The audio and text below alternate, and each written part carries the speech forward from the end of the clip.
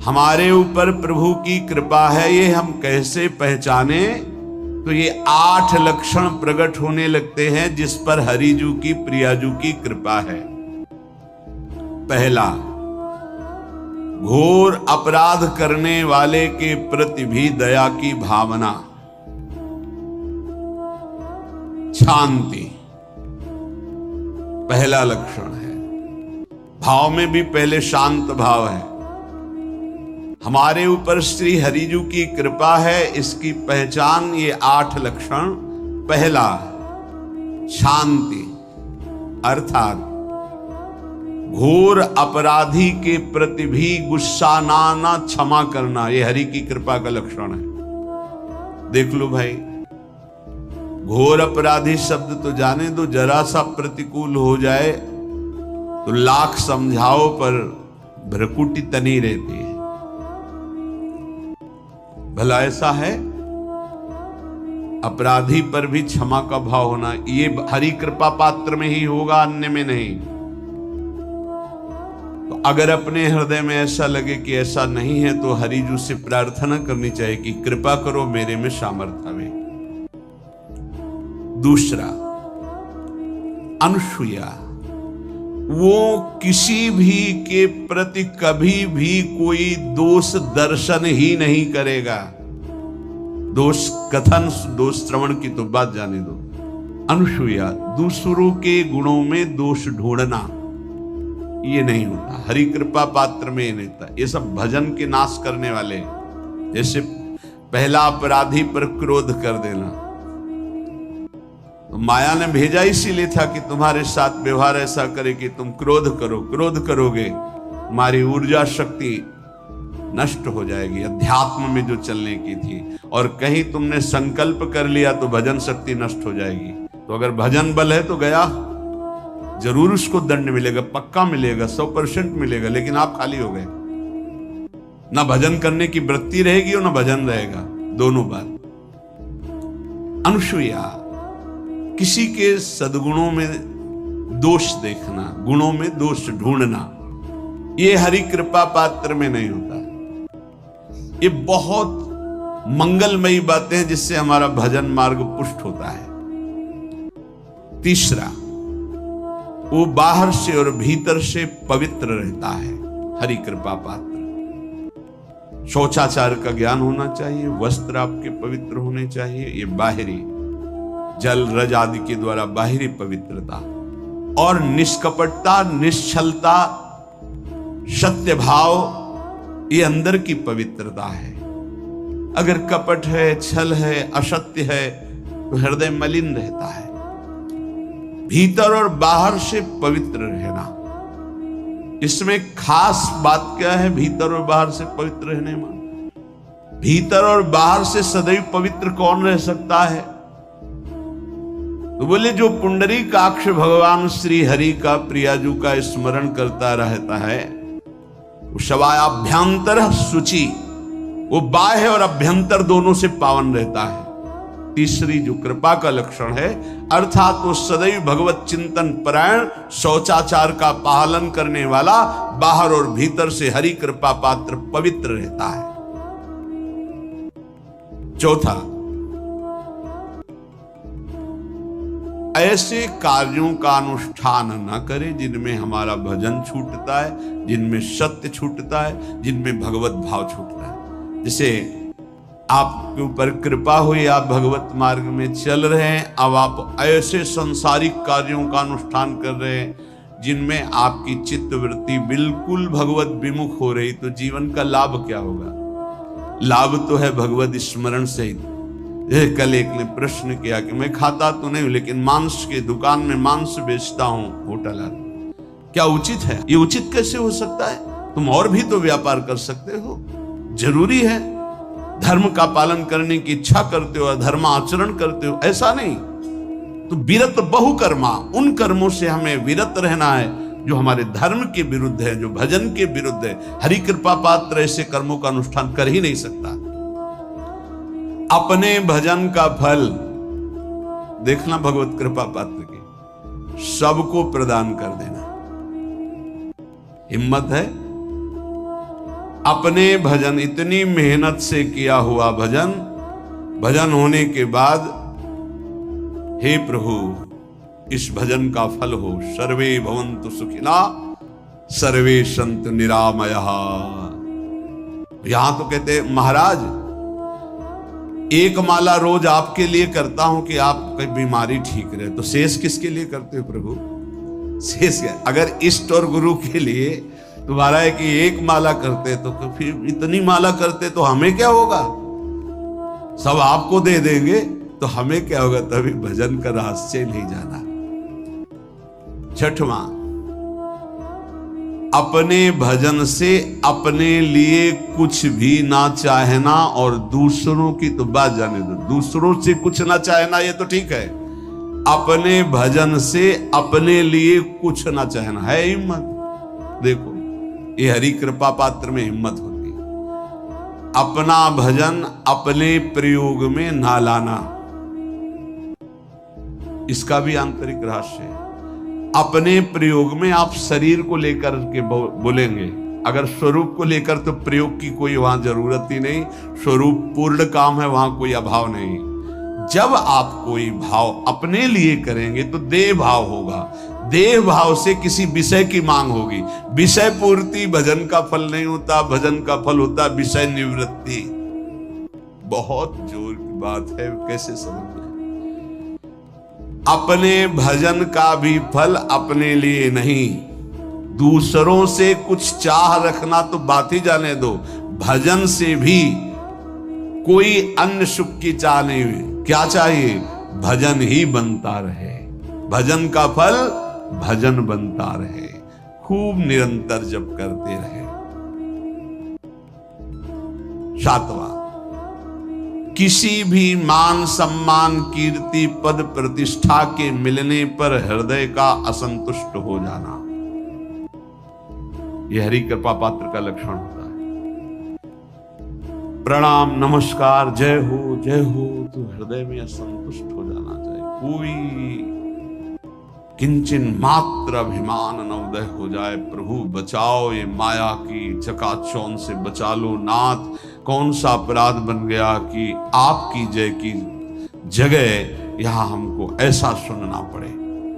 मान प्रतिष्ठा कीर्ति जिसके लिए बड़े बड़े लालायित रहते, हरि कृपा पात्र को विष की तरह चुभती है। और आठवां, किसी भी प्राणी समुदाय से संबंध ना रखते हुए सब पर दया की भावना, सब पर कृपा की भावना, सब पर करुणा मैत्री पर किसी से ममता नहीं। तो जब कितने प्रकार का होता है? ये जब 3 प्रकार का होता है, साधारण जप, उपांशु जप और मानसिक जप।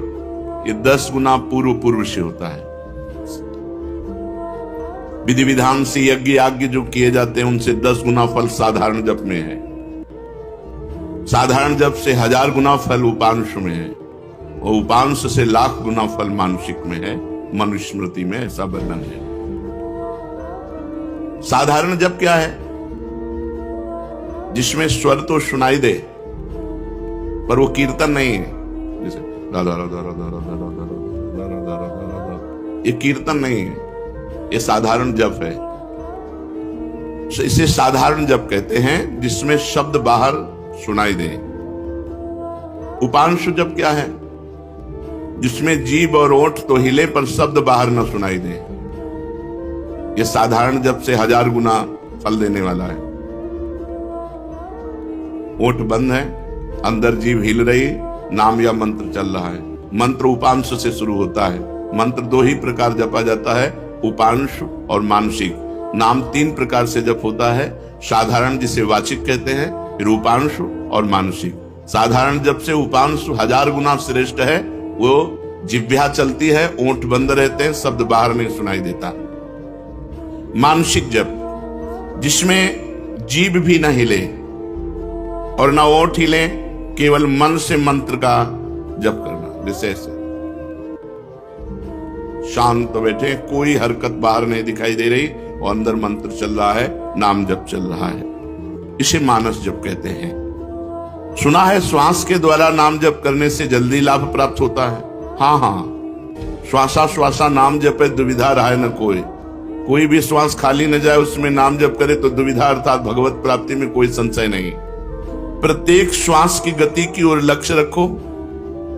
हर श्वास के आने जाने में श्वास के साथ नाम उच्चारण करो। अगर ऐसा नहीं बनता तो उपांशु के साथ श्वास जोड़ो, जिह्वा हिलाओ, नाम या मंत्र जप करो ओंठ बंद करके और श्वास के साथ। आरंभ में माला काउंटर जो आपको सुविधा पड़े वो ले लो और श्वास श्वास कई नाम कई मंत्र ऊपर खींचने पर छोड़ने पर श्वास प्रश्वास में जप करें। धीरे धीरे मन लगने लगता है, क्योंकि बिना मन के छूट जाएगा श्वास की गणना छूट जाएगी। हर श्वास में नाम जप करना है। स्मरण क्या है? स्मरण युक्त जप किसे कहते हैं? स्मरण केवल मन की वृत्ति से होता है। जिस जप में नाम लिखा जाता है, नाम साक्षात दिखाई देता है, सुनाई देता है, उसे स्मरण कहते हैं। पूरी स्मृति में नाम या मंत्र विराजमान है, आप उसी में डूब कर जप कर रहे हैं, ये केवल मानसिक होता है। ये न वाचिक होता है न उपांश होता है, ये होता ही मानसिक है। इसीलिए प्रायः इस पर ज्यादा देर साधक टिक नहीं पाते। नाम मंत्र चल रहा है, बार बार उसी की आवृत्ति लिख रहे हैं, बार बार उसी को सुन रहे हैं, लेकिन जिह्वा नहीं चल रही, कोई चेष्टा नहीं हो रही, अंदर ही हो रहा है। इसे जप स्मरण युक्त कहते हैं, स्मरण जप कहते हैं। ये मानस मूर्ति पूजा की भांति नामोक्षरों की भावना मन में कर सकते हैं। हाँ, कर सकते हैं। जैसे श्री राधा वल्लभ लाल जी की रूप माधुरी सामने है, अब उनके मस्तक पर लिख रहे हैं मंत्र, उनकी छाती पे लिख रहे हैं, उनकी बाजुओं पे लिख रहे हैं, उनके चरणों में लिख रहे हैं। बार बार जहां मन आया पूरे श्रीअंग का दर्शन करते हुए वहीं बार बार मंत्र लिख रहे हैं, बार बार नाम लिख रहे हैं। मानस मूर्ति की पूजा की भांति आपको लाभ देगा। क्या नाम अक्षरों की आवृत्ति का और कोई उपाय है? हाँ, मन की रुचि के अनुसार आप आकाश में कर सकते हो, आप हृदय में अपने कर सकते हो, आप अपने मस्तक पे कर सकते हो। मस्तक पे बार बार लिख रहे हैं अपने अंदर से, या आप अपने हृदय में लिख रहे हैं, या सामने बाहर लिख रहे हैं, जैसे आपकी रुचि बने। या आप नाम के पूरे गहने पहना दीजिए ठाकुर जी को। चरणों में नूपुर तो नूपुर की जगह नाम मंत्र, बाजुओं में बाजूबंद तो बाजूबंद की जगह नाम मंत्र, कुंडल की जगह नाम मंत्र, तिलक की जगह नाम मंत्र हम बार बार लिख रहे हैं। ऐसे जैसे भी बने, अंदर से लिखते हुए नाम का स्मरण करना बहुत जोर का लाभ प्रदान करता है। तो नाम जप, नाम स्मरण, नाम कीर्तन। नाम कीर्तन में गगन भेदी स्वर होना चाहिए। उच्च स्वर स्तंभद सर्वदैव, ऊंचे स्वर से कीर्तन होना चाहिए। जितना उच्च स्वर से होगा उतना ही कीर्तन लाभ देगा। कीर्तन कितने प्रकार के होते हैं? अकेले भी ताली बजाते हुए भगवान नाम कीर्तन होता है। आर्त भाव से अकेले पुकारते हुए ताली बजा रहे भगवान के नाम का कीर्तन, या कई लोग मिलकर के भगवान नाम कीर्तन कर रहे हैं, भगवान का गुण कीर्तन कर रहे हैं। मृदंग है, मंजीर है, ढप आदि वाद्य बजाते हुए कई लोग मिलकर भगवान के नाम का कीर्तन, गुण कीर्तन। संकीर्तन का क्या प्रभाव है? जहां तक नाम पहुंचेगा वहां तक निष्पाप कर देगा। जिनके कानों में, पशु पक्षी जिनके भी कानों में नाम ध्वनि गुण ध्वनि पहुंची, गुण ध्वनि चतुरासी जी, जैसे आप चतुरासी जी गायन करते हैं, ये गुण ध्वनि है, महिमा ध्वनि है। नाम ध्वनि, नाम कीर्तन, राधा राधा राधा, ये जहां तक जिसके कानों में पहुंचेगी, पशु पक्षी चिड़िया सबके पाप को नष्ट कर देती है। इसीलिए इसे उच्च स्वर में गाया जाता है नाम कीर्तन। यहां तक कि जड़ वृक्ष भी पवित्र हो जाते हैं, वो जगह पवित्र हो जाती है जहां नाम कीर्तन होता है। ये तो हम समझ गए। अब हर समय नाम जप कैसे हो? भगवान के नाम में महत्व बुद्धि होने से, अपनी भूल पर पश्चाताप होने पर, मैं क्यों भूल गया इतने सेकंड नाम, और बार बार नाम की आवृत्ति अभ्यास करने से, अभ्यास की कमी के कारण, महत्व बुद्धि ना होने के कारण भूल जाने पर, पश्चाताप ना होने के कारण आपका भजन छूटता है। पूर्ण विश्वास करो, इसी नाम से सब कुछ हो जाएगा। नाम में रुचि हो जाए, नाम में प्रेम हो जाए, यही हमारी साधना की पूर्णता है। विश्वास और प्रेम ही भजन है। भजन क्या है? विश्वास और प्रेम। नाम में रुचि और विश्वास है कि इसी नाम जप से सब कुछ हो जाएगा। नाम में ही विश्वास और नाम में ही रुचि, इसे ही भजन कहते हैं। और भजन करते हुए भी यदि भजन में रुचि नहीं हो रही तो 10 नामापराधों में कोई एक अपराध बन रहा है, उससे बचना चाहिए। 10 नामापराध हैं, इनको कहीं लिखकर टांग दीजिए, जिससे हर साधक एक बार दृष्टि तो पड़ी जाए बड़े बड़े अक्षरों में। पहला, संत पुरुषों की निंदा। ये बड़े बड़ों से बन जाता है। जिनको अपनी साधना का गर्व होता है उनसे जरूर बन जाता है अपराध। वो दूसरे को लघु समझते हैं, हे समझते हैं। और जहां साधना इस बात की है कि सबको अपना भगवान मानना है, वासुदेवा सर्वम, सबको भगवान मानना है। मैं सेवक सचराचर रूप स्वामी भगवंत, मैं सेवक हूं, चराचर जगत मेरा भगवान है। लेकिन अपराध तभी बनता है जब अपने को बड़ा भजनानंदी, बड़ा साधक, बड़ा तपस्वी, बड़ा संत मान लेते हैं, तो फिर अपराध बनने लगता है। या हम किसी संत में दोष दर्शन करते हैं तो अपराध बनने लगता है। देखो, एक संतों की स्थिति होती है। कुछ स्थितियां ऐसी संतों की होती जिनको देखकर आपको लगेगा ये पूरे संसारी हैं, लेकिन वो संसारी नहीं, वो बड़े भागवतिक हैं। हम बाहरी स्थितियों से नहीं समझ सकते हैं। पूज्य स्वामी श्री अनंग बोधाश्रम स्वामी जी महाराज दिगंबर रहते, गंगा जी के किनारे 12 महीना कर सकते। और जब वहां खेत करने वाले जो तरबूज की खेती, सब्जी की खेती गंगा किनारे करते हैं, वो जब आते तो उनके पीछे लग जाते, कहते सुनो थोड़ी तमाकू दे दो, थोड़ी तमाकू दे दो। जहां धर्म सम्राट करपात्री जी साष्टांग दंडवत जिनको करते थे, प्रभुदत्त ब्रह्मचारी जी भगवान मान के आराधना करते थे, वो महापुरुष वो कहते स्वामी जी तुम रोज मांगते हो, हम गरीब आदमी कहां से तुम्हें दें? अरे बोले थोड़ी दे दो यार। अब आप कैसे पहचानोगे कि किस कोटि का महापुरुष है? अगर आप उनकी इस चेष्टा को देखेंगे तो आपकी अश्रद्धा ना हो जाएगी? यार तमाकू, थोड़ी तमाकू के लिए इनके पीछे ढूंढ। और ऐसे महापुरुष के बड़े बड़े महापुरुष साक्षात चरणों में लुटते। संतों की बाहरी चेष्टाएं कुछ ऐसी हो सकती हैं जो हमारी समझ के परे हों, तो उन्हें केवल नमस्कार करें। पहला नामापराध है संतों की निंदा करना, सत्पुरुषों की निंदा करना। ये नियम ले ले, हमें किसी संत की निंदा नहीं करनी। और संत चाहे 1000 वर्ष से तपस्या कर रहे हो, चाहे आज दीक्षा लिया हो, शालिग्राम भगवान चाहे 100 वर्ष से सेवित हो, चाहे अभी विराजमान हो, वो बराबर होते हैं। जब पारस ने स्पर्श कर दिया तो चाहे 100 वर्ष पुराना सोना हो, चाहे अभी का सोना हो, वो तो सोना सोना ही है। ऐसे ही संत संत है, कभी किसी साधक के प्रति भावना नहीं तो कल कछूरा है। नहीं नहीं, वैसे भी सब में भगवान विराजमान है, संपूर्णतया भगवान ही सब, वासुदेवा सर्वम ही। तो फिर संत वेश है तो हमें नमन करना चाहिए, हमारे नेत्र सबको नमन करें। अगर किसी को छोटा मानते हैं तो दोष दर्शन हो जाएगा। सब में भगवान है। तृणादपि सुनीचेन तरोरिषेष्मणा। नाम जापक, नाम कीर्तन करने वाला कैसा होना चाहिए? तृणादपि सुनीचेन। क्यों? क्योंकि अगर ऐसा भाव नहीं तो निंदा किसी न किसी की करेगा और नामापराध, नाम में रुचि नहीं होने देगा, नाम जपने में बाधा पहुंचा देगा। इसलिए सबसे पहला है संत अपराध, भक्त अपराध। भक्तों की निंदा, संतों की अवहेलना ऐसा है कि बड़े से बड़े तप को एक क्षण में नष्ट कर दे। भक्तन निंदा अति बुरी भूल करे जिन कोय, किए सुकृत बहुजन्म के क्षण में डारे खोए। एक क्षण में बहुत जन्मों के पुण्य नष्ट हो जाएंगे, एक जन्म की कौन बात है।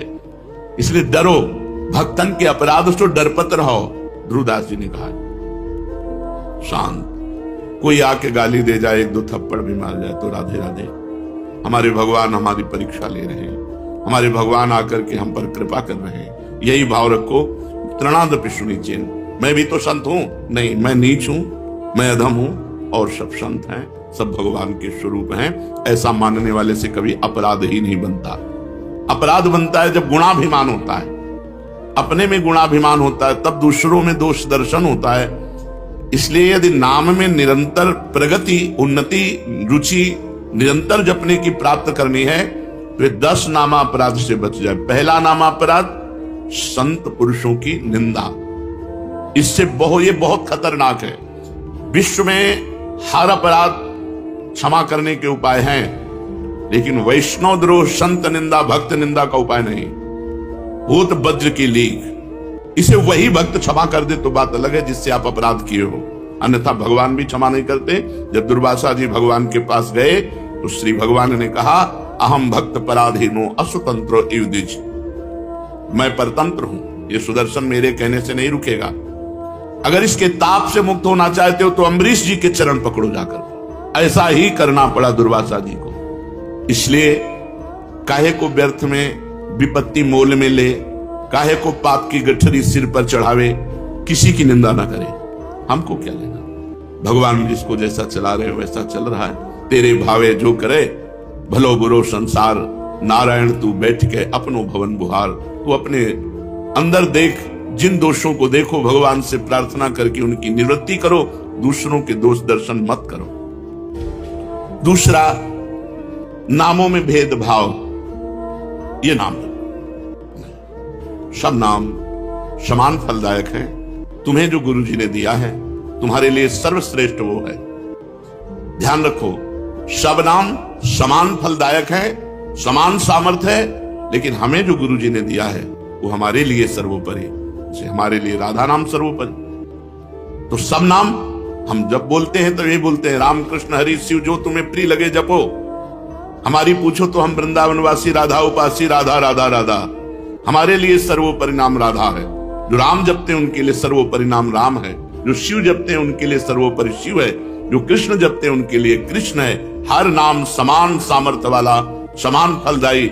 इसीलिए एक नाम जप करके अन्य नाम जाप की अवहेलना मत कीजिए, अन्य नाम को छोटा मत मानिए, अन्य नाम का उपहास मत कीजिए। अरे तुम ये जपते हो, इससे क्या होगा? नहीं, ये नामापराध कर रहे हो, तुम्हारे नाम जप में बाधा पड़ जाएगी, अरुचि हो जाएगी। तीसरा, नामदाता गुरु का अपमान। अगर गुरु मंत्र लिए हैं, गुरु नाम लिए हैं, गुरुमुख हुए हैं, आप उन गुरु की अवज्ञा कर देते हैं, अपमान कर देते हैं, अवहेलना कर देते हैं, तो चाहे खोपड़ी के बल खड़े होकर के नाम जप करो, कभी सिद्ध नहीं होगा, कभी भगवदानंद की स्फूर्ति नहीं होगी, क्योंकि नामदाता का अपराध बन गया। अगर इतने भी सद्गुण आ जाए, कभी इतने भी भागवतिकता आ जाए, कोई दिव्यता आ जाए, झूठ बोले बात अलग है, कभी दिव्यता नहीं आ सकती। ये भगवान की बनाई हुई मर्यादा है। जो गुरु अवज्ञा करे, गुरु का अपमान करे, उसे कभी भी भगवत प्राप्ति नहीं हो सकती, कभी भगवान के नाम में रुचि नहीं हो सकती, कभी भगवदानंद की अनुभूति नहीं हो सकती। तीसरा है गुरु का अपमान। चौथा, शास्त्रों की निंदा करना। शास्त्र भगवत स्वरूप है। शास्त्र के स्वाध्याय से ही ज्ञान या नाम में प्रीति होती है, भगवान की तरफ चलना होता है। भगवान का अक्षर ब्रह्म स्वरूप समस्त शास्त्र है, एक एक अक्षर में भगवान विराजमान है। इसलिए किसी भी शास्त्र की निंदा ना करो, सब शास्त्र भगवत स्वरूप है। शास्त्रों की निंदा अगर करोगे तो नाम भगवान तुम्हारी जिह्वा पे नहीं टिकेंगे, नाम में बाधा पड़ जाएगी। पांचवा, नाम में अर्थवाद। अरे इतनी महिमा नाम की, केवल गाते हैं, केवल प्रशंसा के लिए, ऐसी नहीं महिमा है नहीं, इससे बहुत पतन हो जाएगा, नामापराध बन जाएगा। नाम की जितनी महिमा गाई जाए वो सब थोड़ी है, ज्यादा नहीं है। कहूं कहां लगी नाम बड़ाई, राम न सकहि नाम गुण गाई। स्वयं भगवान राम अपने राम नाम की महिमा का पूर्ण रूप से गान करना चाहे तो वो भी नहीं कर सकते।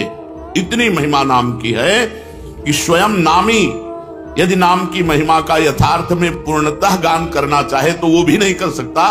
तो जो ऋषि मुनि संत महात्मा जितने हुए नाम जापक, वो जो वर्णन करते हैं वो यथार्थ सत्य है, लेकिन पूर्ण नहीं है।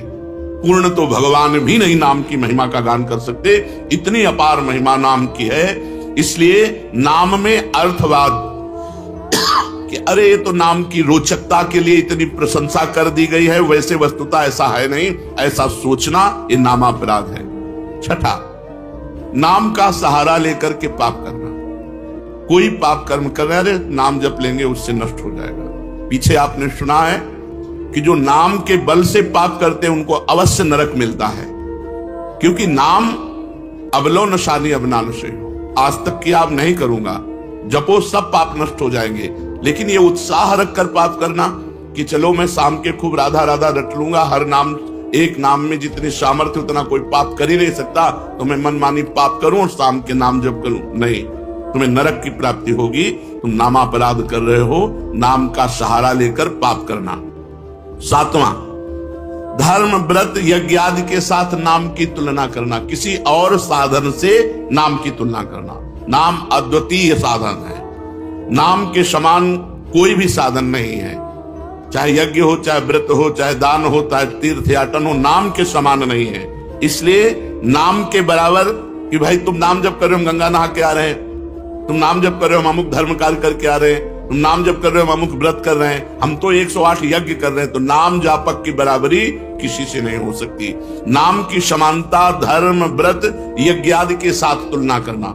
नाम जापक जब गंगा जी को स्पर्श करता है तो गंगा जी निष्पाप हो जाती है, गंगा जी निष्पाप हो जाती है। गंगा पापम, गंगा जी पाप का नाश करते हैं, लेकिन जब नाम जापक गंगा जी का स्पर्श करता है तो गंगा निष्पाप हो जाती है। इसलिए धर्म व्रत यज्ञ आदि के साथ नाम की तुलना करना, ये नाम का 7वां अपराध है। 8वां, हरि निंदक हरि विमुख अवहेलना करने वाले भक्तों की, उन अश्रद्धालुओं को जो सुनना नहीं चाहते, जो भक्तों की निंदा करते हैं, भगवान की निंदा करते हैं, ऐसों को नाम का उपदेश करना। अब यहां विचारणीय विषय है, जो सुनना नहीं चाहते हैं, अभी आपने सुना कि जब नाम कीर्तन किया जाता है तो यदि उनके कान में नाम पड़े उनका भी मंगल हो जाएगा। उनको उपदेश नहीं करना, लेकिन नाम सुनाना है। दूर से भगवान नाम की जय घोष करनी है, घोर पापी के भी कान में जाएगा तो उसका मंगल करेगा। नाम कीर्तन की महिमा में सुना, तो यहां ये बात नहीं है। यहां बात कही जाती है उसको शिष्य बनाना, उसको उपदेश करना। जो अश्रद्धालु है, सुनना नहीं चाहता, हरि निंदक है, भक्त निंदक है, ये नामापराध है, ऐसे को शिष्य नहीं बनाना चाहिए। लेकिन नाम कीर्तन सुनने का सब कोई अधिकारी है। जैसे जगाई और मधाई, मांस मदिरा आदि सबसे युक्त पुरुष, घोर दुष्ट स्वभाव, भक्त को देख करके ही गाली देना और उनका उपहास करना। हरिदास जी ने कहा नित्यानंद महाप्रभु से, छोड़ो, इनके समीप भी नहीं चलना, ये मोहल्ले में उनका तंबू लगा हुआ है, शिविर लगा हुआ है, चलोगे ठीक नहीं है। काय को मधुमक्खी के छत्ता पे ईंट मारे, वो भनभना के तुम्हारे ऊपर ही आएगी। तो नित्यानंद महाप्रभु ने कहा अधिकारी तो यही है, ऐसे लोग ही अधिकारी हैं हरिनाम के, जो घोर पापाचरण में रत हैं। उनके कान पर यदि हरिनाम जाएगा तो उनका भी मंगल हो जाएगा। जाके महामंत्र का उच्चारण किया, परिणाम वही हुआ जैसे बर्रा के छत्ता में कोई ईंट मार दे। शराब के नशे में थे, एक घड़ा उठाया और फेंक के मारा तो नित्यानंद महाप्रभु के सर पर लगा और रक्त स्राव होने लगा। भगवान नाम उच्चारण करते हुए ये प्रहार उनको सहना पड़ा। उनके लिए जब सूचना मिली चैतन्य महाप्रभु को तो भगवत आवेश में आ गए और सुदर्शन चक्र का स्मरण किया। सबने प्रार्थना करी, नित्यानंद महाप्रभु चरणों में लौट गए, प्रभु आपका अवतार दुष्टता का नाश करने के लिए, दुष्टों का नाश करने के लिए नहीं, प्रभु ये आपके विशेष दया पात्र है, कृपा पात्र है। आखिरकार उन दोनों भाइयों को महाभागवत बना दिया, जगाई मधाई को महाभागवत बना दिया। उनके नाम के घाट बने हुए हैं। तो भगवान नाम सुनने का अधिकारी सब कोई है, लेकिन भगवान नाम की दीक्षा का जो हरिनिंदक है, भक्त निंदक है, अश्रद्धालु है, ऐसे को यदि नाम उपदेश किया जाए तो नामापराध लगता है। 9वां, इतनी नाम की महिमा सुनी और फिर भी नाम जप नहीं किए, ये नामापराध है। ये 9वां नामापराध है। नाम की महिमा सुनकर नाम में प्रेम ना करना, नाम की महिमा सुनकर नाम जप ना करना। इतनी महिमा सुनी, भगवान ने इतनी कृपा करी कि नाम की महिमा सुनवाई और आप नाम जप में नहीं लगे, अब आप अपराधी हो, आपको दंड मिलेगा। 10वां, मैं मेरे में फंसे रहना और भोगों से प्रेम करना और नाम का विस्मरण कर देना। नाम गुरु जी ने दिया, जपने की प्रेरणा की, मैं मोर तोर तैसी माया में फंसे रहे, भोगों में फंसे रहे, तुम्हारी दुर्गति पक्की होगी। ये 10 नामापराधों से यदि बच जाए तो नाम जप और नाम कीर्तन में आसक्ति हो जाएगी, नाम में प्रेम हो जाएगा। यदि हमें नाम में प्रेम नहीं हो रहा तो देख लो इन 10 नामापराधों में कोई एक अपराध बन रहा है। पहला, संत पुरुषों की निंदा। दूसरा, नामों में भेदभाव। तीसरा, गुरु का अपमान। चौथा, शास्त्र निंदा। पांचवा, हरिनाम में अर्थवाद। छठा, नाम का सहारा लेकर पाप करना। सातवां, धर्म व्रत यज्ञादि के साथ नाम की तुलना करना। आठवां, अश्रद्धालु हरिविमुख और सुनना ना चाहने वालों को भी नाम का उपदेश करना। नवां, नाम का महत्व सुनकर भी नाम में प्रेम ना करना। 10वां, मैं मेरे तथा भोगादि विषयों में लगे रहना। ये 10 नामापराध है। अब आज हमको पता चला 10 नामापराध हैं, इनमें हमसे कई नामापराध हो गए, तो उनसे कैसे छूटे? तो प्रश्न है, नामापराध यदि बन जाए तो उससे छूटने का उपाय क्या है? नामापराध यदि बन जाए तो उससे छूटने का उपाय क्या है? तो कहते हैं कि नामापराध को छुड़ाने के लिए नाम ही है। पश्चाताप करते हुए नाम जप करो, वो नामापराध को भी मिटा देगा। अपनी भूल को, अपनी गलती को बार बार दोहराओ, मेरे से ऐसा क्यों हो गया, हे भगवान ऐसा नहीं होना चाहिए था, राधा राधा राधा राधा, वो भस्म हो जाएगा। अंदर जलन होना, पश्चाताप होना, अपनी भूल स्वीकार करना और नाम जप करना, तो नाम जप से ही और पश्चाताप से ही आपका नामापराध नष्ट हो जाएगा। नाम आश्रय से चमत्कारी लाभ होने का क्या उपाय है कि हमारे जीवन में चमत्कार होने लगे? ऐसा कोई उपाय बताइए। चमत्कारी लाभ, भाई नाम स्वयं में चमत्कार है। एक बार श्री ज्ञानदेव जी और नामदेव जी ब्रजमंडल में परिक्रमा के लिए आदि दर्शन के लिए, वो तो महायोगी ज्ञानदेव जी सूक्ष्म रूप धारण किया और कुएं में जाकर जल पियाए, पर अपनी प्यास बुझा ली। नामदेव जी से कहा, आप उनका हमारे पास तो योग है नहीं, नाम ही है, विठ्ठल विठ्ठल विठ्ठल विठ्ठल। कुएं से पानी ऊपर उठ गया और समीप से आके बहने लगा और पीने लगे। नाम सर्व चमत्कारी, नाम सर्व चमत्कारी। कबीरदास जी के एक शिष्य जो आए थे उनसे शास्त्रार्थ करने, पद्मनाभ जी, वो जा रहे थे तो एक भीड़ लगी हुई थी। ऐसे कौतूहल वश देखा क्या बात है, तो एक आदमी आत्महत्या करने जा रहा था। उसे गलित कुष्ठ था शरीर में, तो पत्थर बांध करके वो गंगा जी में डूबकर मरना चाहता। पद्मनाभ जी नजदीक गए, उनका ऐसा क्यों करना चाहते? बोले कोई प्यार नहीं करता, जिसको देखो मुझे घृणा की दृष्टि से देखता है और मेरा शरीर गलित कुष्ठ पीप मवाद में नहीं जीना चाहता, इसलिए मैं आत्महत्या करना चाहता हूं। तो उनका डुबकी लगाओ, गंगा में खड़े हो, एक डुबकी लगाओ, राम, देखो 2 डुबकी 3 डुबकी में एकदम फ्रेश शरीर। जब लौट कर गए तो कबीरदास जी से कहा कि बड़ी चमत्कार पूर्ण नाम की महिमा है। क्या?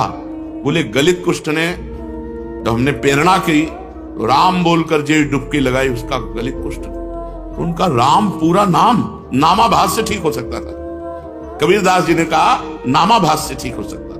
भाई जी महाराज ऑफिस में बैठे थे राधा बाबा के साथ, सूचना है कि कोई आदमी आया है, आपसे जरूर मिलना चाहता है, वो बहुत पीड़ित है, तो कंबल ओढ़े हुए थे। भाई जी, क्या बात है भाई? उनका मैं आत्महत्या करने जा रहा हूं। क्यों? कंबल हटाया, देखा पूरा शरीर गलित कुष्ठ से, उनका गलित कुष्ठ। भाई जी ने कहा अच्छा नहीं, आत्महत्या करना तो ठीक नहीं है, भगवान नाम लेकर जे भी आलिंगन खत्म।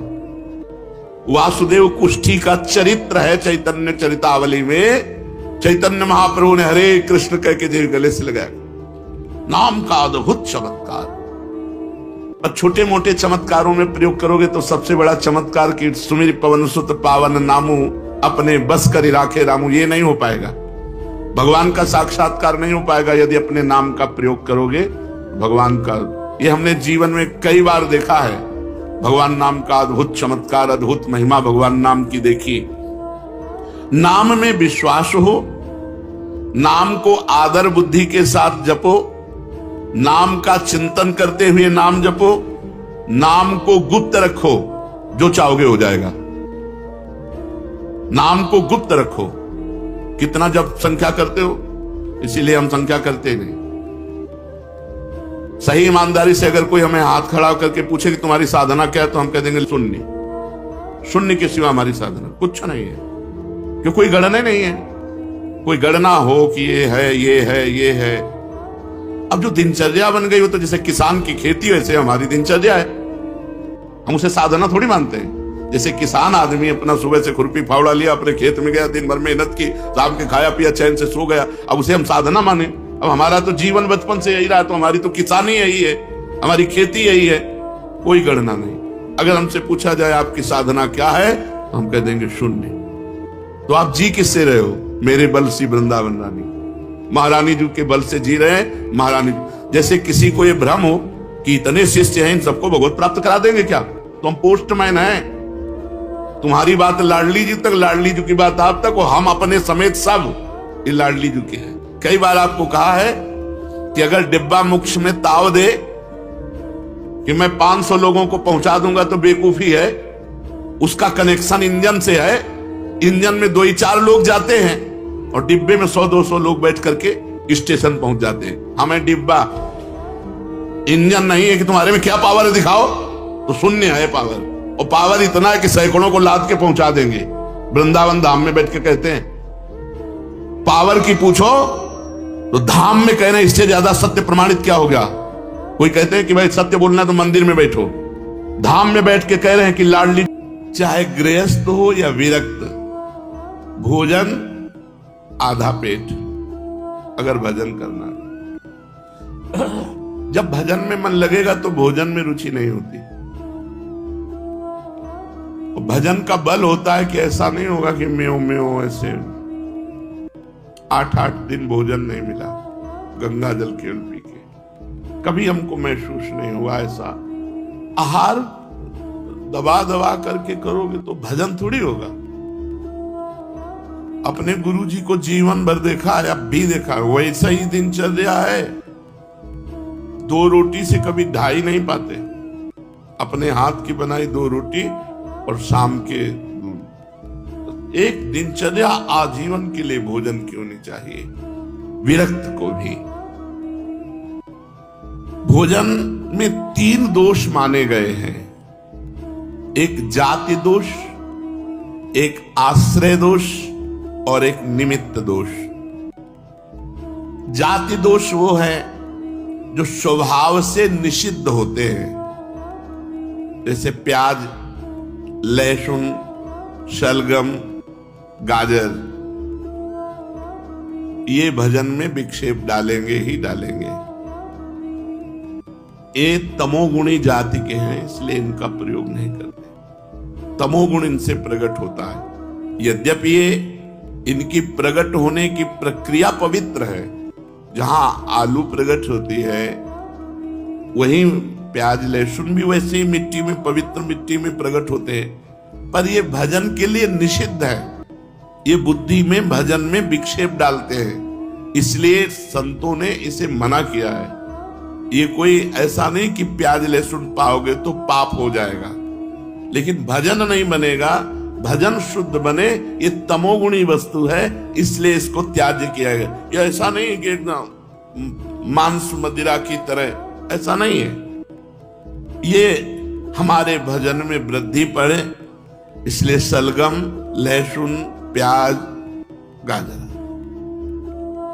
जाति दोष वाली वस्तुएं यदि हम पाएंगे तो ये हमारे मन को अपवित्र कर देंगे और भजन नहीं होगा। दूसरा आश्रय दोष, जैसे रसोई आपको खीर पूड़ी बड़ा पवित्र बना के दी गई, लेकिन उस रसोई में मांस रांधा गया है। वही गैस चूल्हा है, वही बनाने वाले हैं, वही पात्र है।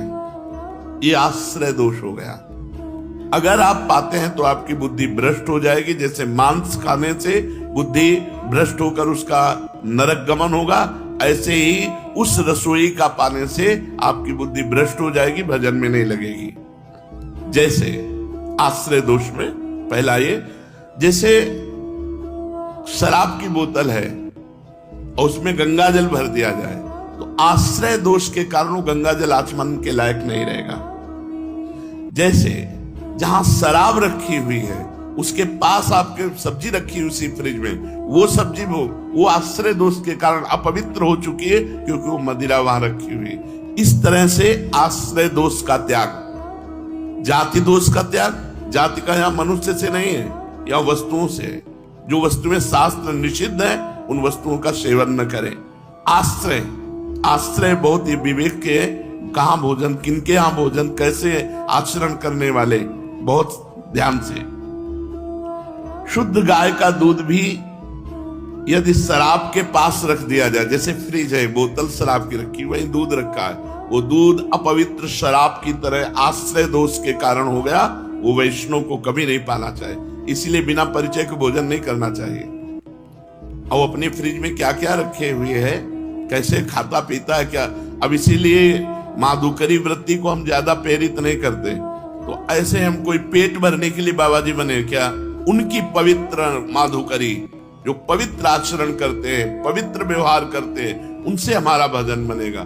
तो अब आकाश वृत्ति सर्वश्रेष्ठ है, जो भगवान दे दे उसी से अपनी व्यवस्था करके खाओ पियो, भजन करो। जैसे अपने यहाँ श्री जी के विधान में किसी से मांगा नहीं जाता, कोई दान पेटी नहीं, किसी का कोई किसी भी तरह घुमाओ फिराओ नहीं, ऐसे नहीं है ओहो भाग्य खुल गए, रुपया रुपया के लिए बाबा जी बने, भोजन के लिए बाबा जी बने, भगवान के लिए बाबा जी बने। तो ऐसा नहीं संसार में कि अपवित्र ही लोग हैं, बड़े पवित्र भी हैं, उन्हीं से चलता है।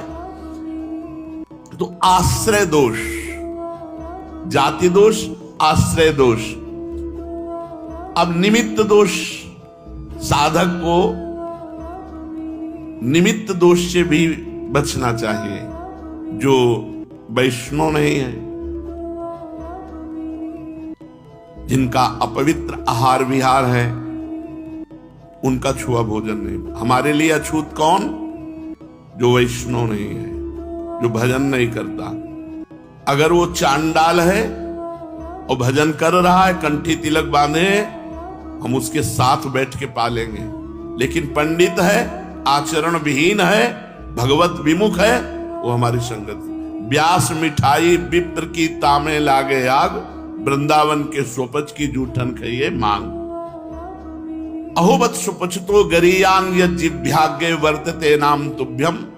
वो स्वपच भी विश्व पूजनीय है जिसकी जिभ्या पे हरि नाम विराजमान है। जो भगवत भजन नहीं करते, उनके हाथ का नहीं पाना, और कोशिश करें उनकी दृष्टि न पड़ पावे भोजन पे।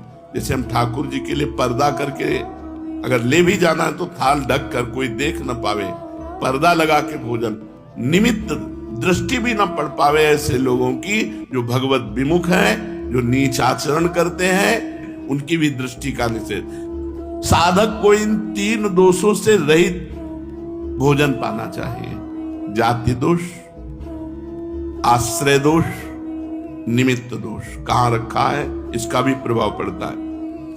अब प्रधान वस्तुएं कह रहे हैं कि जैसे गौ का दूध है, गौ का दही है, गौ का घी है, ये पवित्र भजन में बहुत सहयोगी होंगे। फिर तो पेट पालने के लिए, भजन के लिए गौ का दूध, जैसे भैंस का है, बकरी का है, भजन के लिए नहीं, भजन के लिए गौ का दूध, गौ का घी।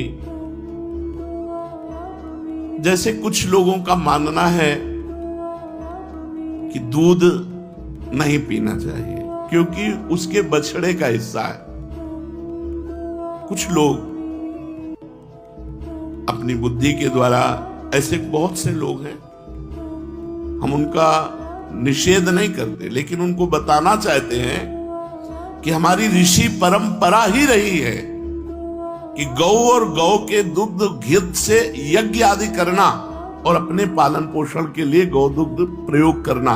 यहां तक तुम भगवान तो नहीं हो, तुम्हारी बुद्धि में जो बात आई, हमारे भगवान श्री कृष्ण गौ में चराने गए गौवें दुही जाती थी, गौ दधी, गौ मक्खन, गौ घृत, ये बाढ़ थी हमारे ब्रज में।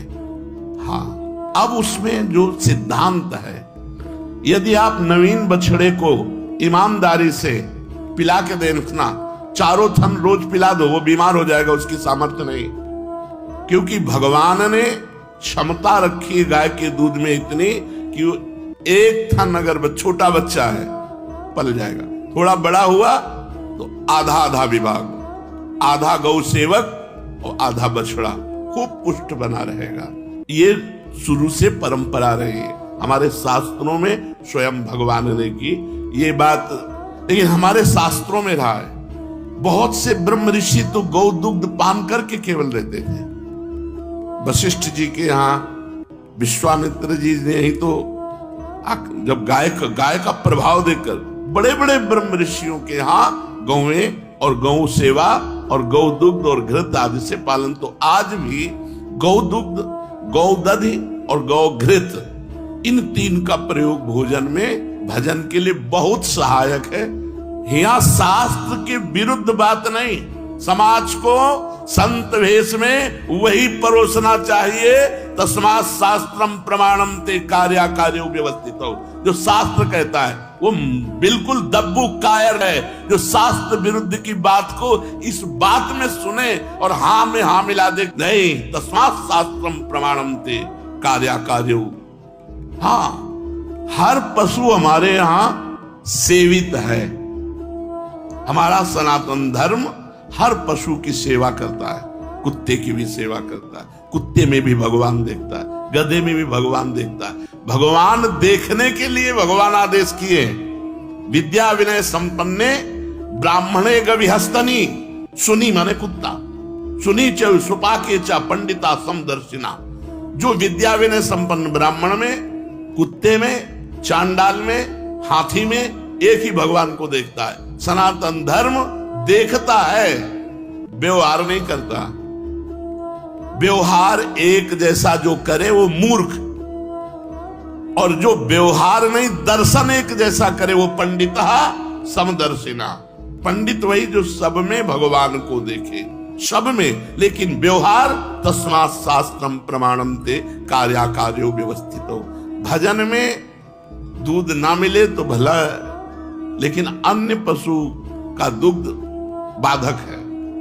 गाय का दूध, गाय का दधी, घी, श्वेत तिल, मूंग, कंद, केला, आम, नारियल, आंवला, धान, जीरा, जौ, गेहूं, नारंगी, इनका प्रयोग करें। बिल्कुल बाजार की वस्तुएं अगर भजन करना है तो नहीं पाना चाहिए। नियम ले ले, कहां बना है, कौन बनाया है, उसका विचार क्या है, उसके आचरण कैसे है, उसकी पवित्रता क्या है, ये अन्न पर प्रभाव डालती है। जैसा हम अन्न पाते हैं वैसे ही हमारे विचार बनते हैं।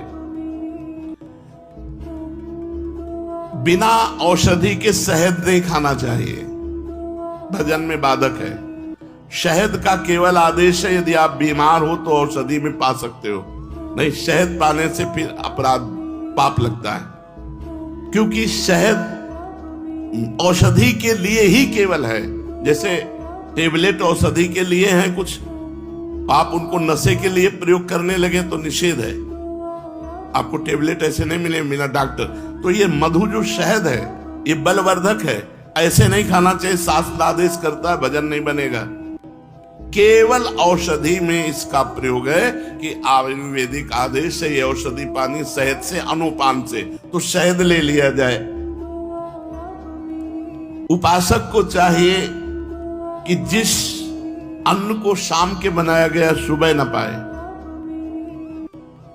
पकवान में जैसे घी से तले हुए पदार्थ हैं, ये 1-2 दिन तो ठीक है, लेकिन जैसे रोटी दाल है, ये अन्न कच्चा अन्न है, ये बासी अन्न और रूखा अन्न, और जिसमें बाल पड़ गया है, मक्खी मर गई है, ऐसे अपवित्र अन्न, इनका त्याग करे। कांसे के बर्तन में साधक न पावे। अपने लोग तो रज, बड़ी कृपा है, रज के ही पात्रों का प्रयोग है। भोजन के संबंध में और एक बात ध्यान रखनी चाहिए कि भोजन पाते समय आपका चिंतन कहां गया है, चिंतन कहां है। भोजन पाते समय न भोजन में चिंतन होना चाहिए और न किसी व्यक्ति वस्तु स्थान का। अगर किसी व्यक्ति का चिंतन करते हुए भोजन पाते हो तो उसका स्वभाव गुण आपके ऊपर जारी हो जाएगा, लागू हो जाएगा। आपको 24 घंटा परेशान रहना पड़ेगा उसी के स्वभाव का। यदि वो कोई संत है तो आपका भजन 24 घंटा बढ़ेगा, 24 घंटे इसका प्रभाव रहेगा, जो विशेष रहेगा 24 घंटे प्रभाव रहता है। तो भोजन पाते समय उपासक को बहुत सावधानी पूर्वक अपने चिंतन को प्रभु में या किसी महाभागवत में, गुरुदेव संत जो सिद्ध महापुरुष हुए हैं, इंद्रियों को बल मिले, निद्रा आलस्य प्रमाद न सतावे, इसलिए बहुत सावधानी से थोड़ा भोजन पा लीजिए। ये बहुत बार सत्संग में कहा गया है। यदि भोजन पाते समय स्त्री पर स्त्री का गलत भाव से चिंतन करोगे तो मंत्र सिद्धि प्राप्त हो ही नहीं सकती, क्योंकि आपका मन पतित हो जाएगा। यदि भोजन पाते समय किसी द्वेषी का चिंतन करोगे तो मन में जलन पैदा रहेगी, 24 घंटे परेशान रहोगे। बहुत सावधानी से भगवत चिंतन करते हुए पवित्र भोजन और कम मात्रा में भोजन ले। सन्यासी, वैष्णव, विरक्त, इनको चाहिए कि भोजन परख करके ही पावे, भले उपवास करना पड़े, ऐसा वैसा भोजन न ले। चर्चा, भोजन ये विशेष। अब दूसरी चर्चा, अगर साधक बैठ करके हंसी मजाक करके पर स्त्री आदि की चर्चा, काम आदि की चर्चा करते हैं तो उस स्थान को तुरंत छोड़ देना चाहिए। अगर वो गंदी बातें दिखाते हैं, मोबाइल में गंदी बातें या ऐसे गंदी बात करते हैं, तो जो साधक को मंत्र सिद्ध करना है तो कान में अंगुली डाल के तुरंत हट जाए। बस एक ही दवा है, उस व्यक्ति से दोबारा मिले ना, उस व्यक्ति की चर्चा न सुने जो कामुक है, जो काम की बातें करता है, जो भगवत विरुद्ध करता है। और संतानोत्पत्ति के लिए ऋतुकाल के 1 सप्ताह के बाद अपनी पत्नी का सहवास गृहस्थ कर सकता है, अन्यथा वो भी दूरी बना के रखे। अगर मंत्र सिद्ध करना है, भगवत प्राप्ति करना है, ऐसे ही स्त्री साधकों को पुरुष साधकों से शौचालय, बाथरूम, मौन जब तक पवित्र न हो जाए तब तक, ये सिद्ध होने के लिए जरूरी। अगर नाखून काटा, बाल काटा, अगर जैसा शास्त्र आदेश उसके अनुसार 2-2 महीने में मुंडन कराओ या तो आजीवन बाल रखो, शास्त्रों का बैरागी के लिए और गृहस्थ के लिए। जब बाल काटो, जब नाखून काटो तो पवित्र हो, हाथ पैर कुल्ला ऐसा, या फिर स्नान कर लो। इसके अगर बाल कटवाए ऐसे अपवित्र तो फिर वो ठाकुर सेवा या भजन या इसमें बड़ा निषिद्ध है। कह रहे हैं अगर आपको आवश्यकता है अपने बाल धोने की तो रीठा आदि, आंवला आदि से, पवित्र पदार्थों से, नहीं तो उसका प्रभाव पड़ेगा, रजोगुण चढ़ेगा, भजन में विक्षेप करेगा। कभी जूठे मुंह न रहे, कुछ भी अगर खाया तो आचमन करें 3 बार, राधा वल्लभ श्री हरिवंश, राधा वल्लभ। वैसे शास्त्री तो केशवाय नमः, नारायणाय नमः, माधवाय नमः। और हो सके तो 3 समय स्नान करे, नहीं तो 2 काल तो करे ही, प्रातः और सायं। ऐसा नहीं कि आपको शौच नहीं लगती तो आप स्नान न करें, प्रातः और सायं 2 स्नान तो होने चाहिए। वैसे 3 स्नान, त्रिकाल स्नान की बात है।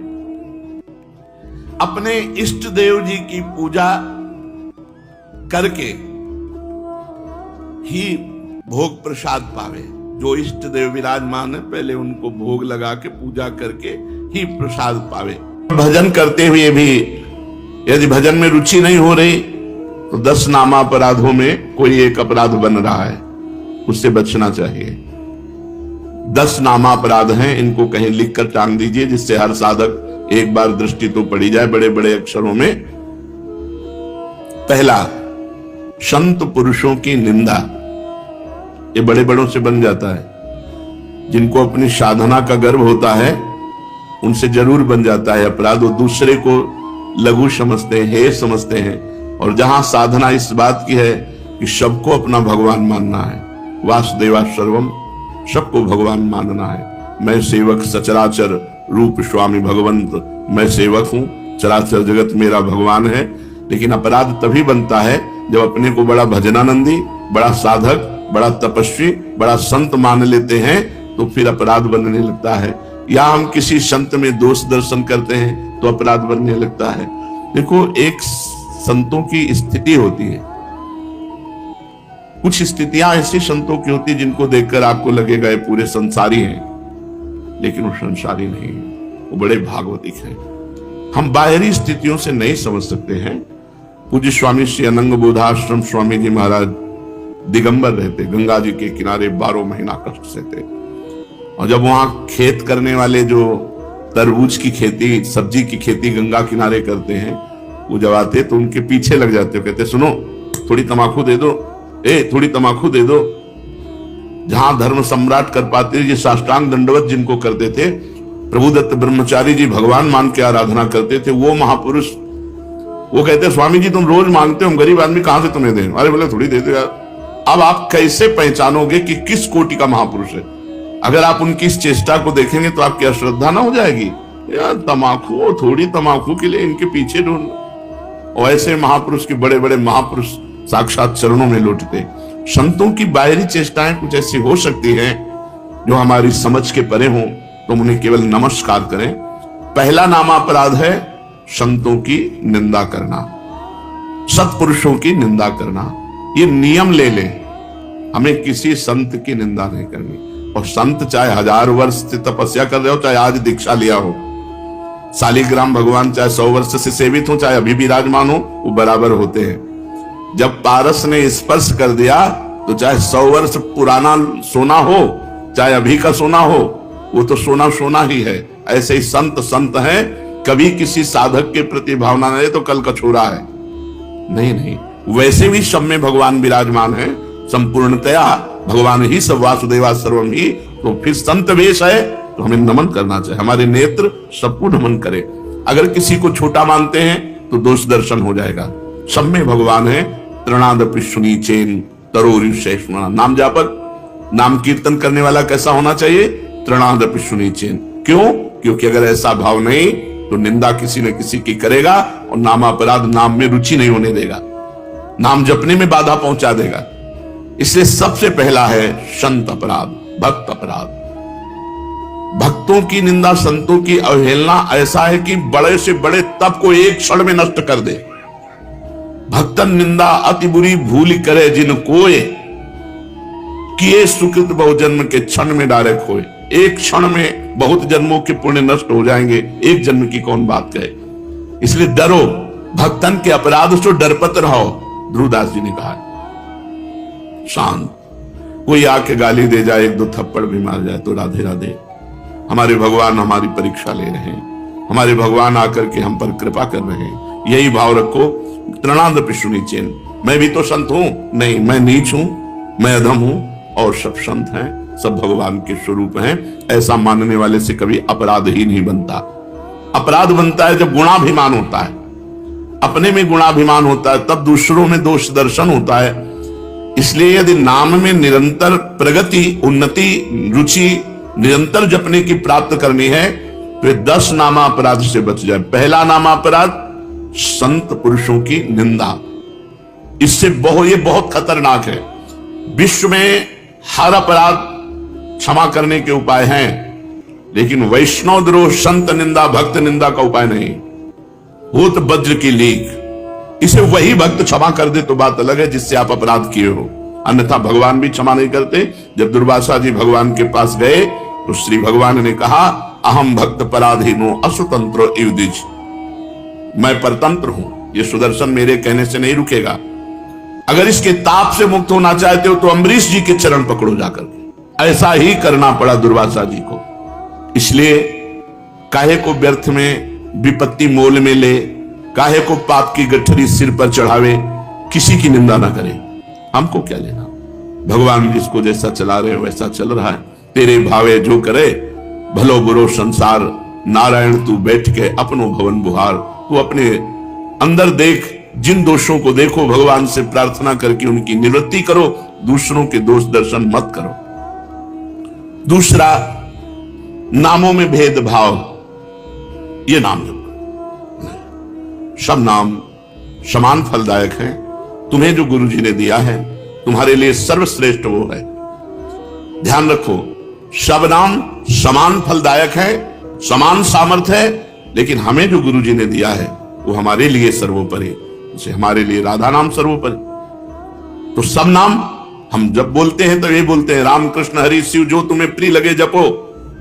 हमारी पूछो तो हम वृंदावनवासी राधा उपासी, राधा राधा राधा। हमारे लिए सर्वोपरि नाम राधा है। जो राम जपते हैं उनके लिए सर्वोपरि नाम राम है। जो शिव जपते हैं उनके लिए सर्वोपरि शिव है। जो कृष्ण जपते हैं उनके लिए कृष्ण है। हर नाम समान सामर्थ्य वाला, समान फलदायी। इसीलिए एक नाम जप करके अन्य नाम जप की अवहेलना मत कीजिए, अन्य नाम को छोटा मत मानिए, अन्य नाम का उपहास मत कीजिए। अगर तुम ये जपते हो इससे क्या होगा, नहीं, ये नामापराध कर रहे हो, तुम्हारे नाम जप में बाधा पड़ जाएगी, अरुचि हो जाएगी। तीसरा, नामदाता गुरु का अपमान। अगर गुरु मंत्र लिए हैं, गुरु नाम लिए हैं, गुरुमुख हुए हैं, आप उन गुरु की अवज्ञा कर देते हैं, अपमान कर देते हैं, अवहेलना कर देते हैं, तो चाहे खोपड़ी के बल खड़े होकर के नाम जप करो, कभी सिद्ध नहीं होगा, कभी भगवदानंद की स्फूर्ति नहीं होगी, क्योंकि नामदाता का अपराध बन गया। अगर इतने भी सद्गुण आ जाए, कभी इतने भी भागवतिकता आ जाए, कोई दिव्यता आ जाए, झूठ बोले बात अलग है, कभी दिव्यता नहीं आ सकती। ये भगवान की बनाई हुई मर्यादा है। जो गुरु अवज्ञा करे, गुरु का अपमान करे, उसे कभी भी भगवत प्राप्ति नहीं हो सकती, कभी भगवान के नाम में रुचि नहीं हो सकती, कभी भगवदानंद की अनुभूति नहीं हो सकती। तीसरा है गुरु का अपमान। चौथा, शास्त्रों की निंदा करना। शास्त्र भगवत स्वरूप है। शास्त्र के स्वाध्याय से ही ज्ञान या नाम में प्रीति होती है, भगवान की तरफ चलना होता है। भगवान का अक्षर ब्रह्म स्वरूप समस्त शास्त्र है, एक एक अक्षर में भगवान विराजमान है। इसलिए किसी भी शास्त्र की निंदा ना करो, सब शास्त्र भगवत स्वरूप है। शास्त्रों की निंदा अगर करोगे तो नाम भगवान तुम्हारी जिह्वा पे नहीं टिकेंगे, नाम में बाधा पड़ जाएगी। पांचवा, नाम में अर्थवाद। अरे इतनी महिमा नाम की, केवल गाते हैं, केवल प्रशंसा के लिए, ऐसी नहीं महिमा है नहीं। इससे बहुत पतन हो जाएगा, नाम अपराध बन जाएगा। नाम की जितनी महिमा गाई जाए वो सब थोड़ी है, ज्यादा नहीं है। कहूं कहां लगे नाम बड़ाई, राम न सकहि नाम गुण गाई। स्वयं भगवान राम अपने राम नाम की महिमा का पूर्ण रूप से गान करना चाहे तो वो भी नहीं कर सकते। इतनी महिमा नाम की है कि स्वयं नामी यदि नाम की महिमा का यथार्थ में पूर्णतः गान करना चाहे तो वो भी नहीं कर सकता। तो जो ऋषि मुनि संत महात्मा जितने हुए नाम जापक, वो जो वर्णन करते हैं वो यथार्थ सत्य है, लेकिन पूर्ण नहीं है। पूर्ण तो भगवान भी नहीं नाम की महिमा का गान कर सकते, इतनी अपार महिमा नाम की है। इसलिए नाम में अर्थवाद कि अरे ये तो नाम की रोचकता के लिए इतनी प्रशंसा कर दी गई है, वैसे वस्तुतः ऐसा है नहीं, ऐसा सोचना ये नामापराध है। छठा, नाम का सहारा लेकर के पाप करना। कोई पाप कर्म कर रहे, अरे नाम जप लेंगे उससे नष्ट हो जाएगा।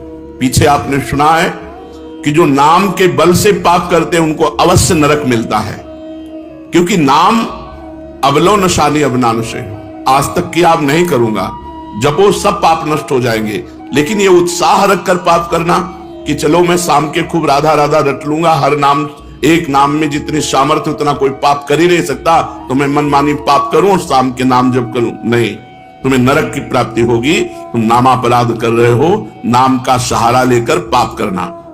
सातवां, धर्म व्रत यज्ञ आदि के साथ नाम की तुलना करना, किसी और साधन से नाम की तुलना करना। नाम अद्वितीय साधन है, नाम के समान कोई भी साधन नहीं है, चाहे यज्ञ हो, चाहे व्रत हो, चाहे दान हो, चाहे तीर्थ याटन हो, नाम के समान नहीं है। इसलिए नाम के बराबर कि भाई तुम नाम जप कर रहे हो, हम गंगा नहा के आ रहे हैं, तुम नाम जप कर रहे हो, हम अमुक धर्म कार्य करके आ रहे हैं, तुम नाम जप कर रहे हो, हम अमुक व्रत कर रहे हैं, हम तो 108 यज्ञ कर रहे हैं। तो नाम जापक की बराबरी किसी से नहीं हो सकती। नाम की समानता धर्म व्रत यज्ञ आदि के साथ तुलना करना। नाम जापक जब गंगा जी को स्पर्श करता है तो गंगा जी निष्पाप हो जाती है, गंगा जी निष्पाप हो जाती है। गंगा पापम, गंगा जी पाप का नाश करते हैं, लेकिन जब नाम जापक गंगा जी का स्पर्श करता है तो गंगा निष्पाप हो जाती है। इसलिए धर्म व्रत यज्ञ आदि के साथ नाम की तुलना करना ये नाम का 7वां अपराध है। 8वां, हरि निंदक हरि विमुख अवहेलना करने वाले भक्तों की, उन अश्रद्धालुओं को जो सुनना नहीं चाहते, जो भक्तों की निंदा करते, भगवान की निंदा करते हैं, ऐसों को नाम का उपदेश करना। अब यहां विचारणीय विषय है, जो सुनना नहीं चाहते हैं, अभी आपने सुना कि जब नाम कीर्तन किया जाता है तो यदि उनके कान में नाम पड़े उनका भी मंगल हो जाएगा। उनको उपदेश नहीं करना, लेकिन नाम सुनाना है। दूर से भगवान नाम की जय घोष करनी है, घोर पापी के भी कान में जाएगा तो उसका मंगल करेगा। नाम कीर्तन की महिमा में सुना। तो यहां यह बात नहीं है, यहां बात कही जाती है उसको शिष्य बनाना, उसको उपदेश करना। जो अश्रद्धालु है, सुनना नहीं चाहता, हरि निंदक है, भक्त निंदक है, ये नामापराध है। ऐसे को शिष्य नहीं बनाना चाहिए। लेकिन नाम कीर्तन सुनने का सब कोई अधिकारी है। जैसे जगाई और मधाई, मांस मदिरा आदि सबसे युक्त पुरुष, घोर दुष्ट स्वभाव, भक्त को देख करके ही गाली देना और उनका उपहास करना। हरिदास जी ने कहा नित्यानंद महाप्रभु से, छोड़ो, इनके समीप भी नहीं चलना, ये मोहल्ले में उनका तंबू लगा हुआ है, शिविर लगा हुआ है, चलोगे ठीक नहीं है। काय को मधुमक्खी के छत्ता पे ईंट मारे, वो भनभना के तुम्हारे ऊपर ही आएंगी। तो नित्यानंद महाप्रभु ने कहा अधिकारी तो यही है, ऐसे लोग ही अधिकारी हैं हरिनाम के, जो घोर पापाचरण में रत हैं। उनके कान पर यदि हरिनाम जाएगा तो उनका भी मंगल हो जाएगा। जाके महामंत्र का उच्चारण किया, परिणाम वही हुआ जैसे बर्रा के छत्ता में कोई ईंट मार दे। शराब के नशे में थे, एक घड़ा उठाया और फेंक के मारा तो नित्यानंद महाप्रभु के सर पर लगा और रक्त स्राव होने लगा। भगवान नाम उच्चारण करते हुए ये प्रहार उनको सहना पड़ा। उनके लिए जब सूचना मिली चैतन्य महाप्रभु को तो भगवद आवेश में आ गए और सुदर्शन चक्र का स्मरण किया। सबने प्रार्थना करी, नित्यानंद महाप्रभु चरणों में लौट गए। प्रभु आपका अवतार दुष्टता का नाश करने के लिए, दुष्टों का नाश करने के लिए नहीं, प्रभु ये आपके विशेष दया पात्र है, कृपा पात्र है। आखिरकार उन दोनों भाइयों को महाभागवत बना दिया, जगाई मधाई को महाभागवत बना दिया। उनके नाम के घाट बने हुए हैं। तो भगवान नाम सुनने का अधिकारी सब कोई है, लेकिन भगवान नाम की दीक्षा का जो हरिनिंदक है, भक्त निंदक है, अश्रद्धालु है, ऐसे को यदि नाम उपदेश किया जाए तो नामापराध लगता है।